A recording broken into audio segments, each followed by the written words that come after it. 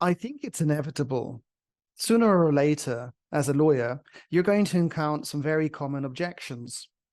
Of course, when you're negotiating with a potential client, you can encounter the price objection, and you need to know how to deal with that. And then I think the second most common objection you're going to come across is something which I call the other lawyer objection. In this case, during your consultation with a potential client, they say something like, we have another legal provider, and we absolutely love them. Now, for most lawyers and partners, this is quite a difficult objection to overcome. In fact, many of them would then say something very silly and ineffective, such as, well, if you need a second opinion, if there's a conflict, come back to us in future. That's basically never going to happen. And of course, we know that it's very difficult to compete in terms of quality, because while you do have high quality legal services, so does your competitor. And we don't want to go into the area of black PR. We don't want to begin saying bad things about our competitors, because the client will probably like that law firm. And so if you say anything bad about them, it's going to put you into a disagreement with that potential client. So what do? Let me recommend for you a three-part solution to the other lawyer objection. The first thing is you say sweet words. So what does this mean? You say some good words, some good expressions about that other law firm. And the world is very small. It's entirely possible that you have some friends or colleagues who are working there. So you say sweet words about them. This puts you onto the same side as this potential client. And they want to believe they've made the right decision. So you reassuring them will put you onto their side. That makes them more receptive to listen to you. Then you use killer but. Killer but is called killer but because when you're saying some sweet words and then you say but, the but kills anything that comes before it. So while usually in a negotiation or a conversation, this could be a mistake, in this circumstance, we're doing it intentionally. You say but in order to emphasize what's coming next after your sweet words. And what comes next? Your killer UVP.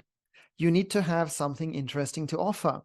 If you don't have a killer UVP regarding your business model or some niche area of expertise that your competitors lack, or some synergy of interesting services put together to make you stand out, then the simple solution here is to have a product or solution-based UVP. Have something interesting to offer. Now, could the other law firm actually do this? Yes, I expect they probably could if they had been asked, but they haven't been asked, and it's you proposing this.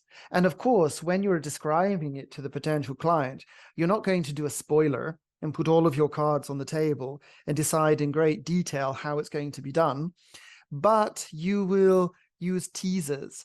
You'll intrigue them. You will show that there's some opportunities, there's some risks if they don't do this. There are some areas to comply with.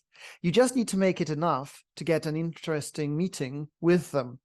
And once you have that meeting, once you're through the door, you've basically won, because we know that a proportion of meetings become mandates. The best type of legal products or solutions in this case would actually be integrated or holistic products, not something simply from one area of legal expertise, but if you can combine 2 or 3 practices, these synergies can really help to make your product stand out. When I was with one large international legal consultancy, one of the product UVPs that we created was an e-commerce health check. So we knew that many companies had expanded rapidly during the pandemic in e-commerce, but also we knew that there was a lot of risk and exposure in how they'd actually expanded. So we could look at their structure from a tax, GDPR, data protection, corporate perspective, identify any risks and solve them. And if there's no risks, then we would reassure them that they're compliant. And since this was a very hot industry, I think it probably still is, this managed to get us quite a few meetings. And we did get some mandates as well. So you need to be creative. Thus, be prepared. This is a derivative of the question, why should I work with you? But we're just making it a little bit harder because we do know that they already work with another lawyer or another law firm. A similar type of other lawyer objection is that they work with their own legal department and they take care of all of this legal stuff. That's actually easier to deal with than another law firm. Well, what do you think? Would this be possible? Well, I think it is possible, but you need to be prepared for it. If you have any thoughts or comments, drop me a line. I'd be very happy to hear from you, and I'll see you next time. Thank you.